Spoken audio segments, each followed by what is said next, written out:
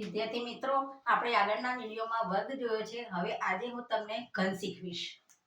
તો એકને એક કોઈ પણ એક સંખ્યાને 3 વખત ગુણવાથી આપણને જે જવાબ મળે છે એ છે આપણો ઘન. તો એકને 3 વખત ગુણવાથી મળે છે 1, બેને 3 વખત ગુણવાથી મળે છે 8, ત્રણને 3 વખત ગુણવાથી મળે છે 27, ચારને 3 વખત ગુણવાથી મળે છે 64, પાંચને 3 વખત ગુણવાથી મળે છે 125, 6 ને 3 વખત ગુણવાથી મળે છે 216, 7 ને 3 વખત ગુણવાથી મળે છે 343, 8 ને 3 વખત ગુણવાથી મળે છે 512, 9 ને 3 વખત ગુણવાથી મળે છે 729, 10 ને 3 વખત ગુણવાથી મળે છે 1000.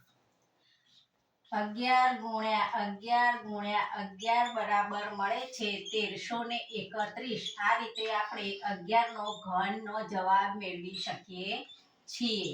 તો 11 ને 3 વખત ગુણવાથી મળે છે 1331, 12 ને 3 વખત ગુણવાથી મળે છે 1728, 13 ને 3 વખત ગુણવાથી મળે છે 2197, 14 ને 3 વખત ગુણવાથી મળે છે 2744, 15 ને 3 વખત ગુણવાથી મળે છે 3375, 16 ને 3 વખત ગુણવાથી મળે છે 4096, 17 ને 3 વખત ગુણવાથી મળે છે 4913, 18 ને 3 વખત ગુણવાથી મળે છે 5832, 19 ને 3 વખત ગુણવાથી મળે છે 6859, 20 ને 3 વખત ગુણવાથી મળે છે 8000. તો આ હતા આપણા 1 થી 20 ના ઘન અંકો.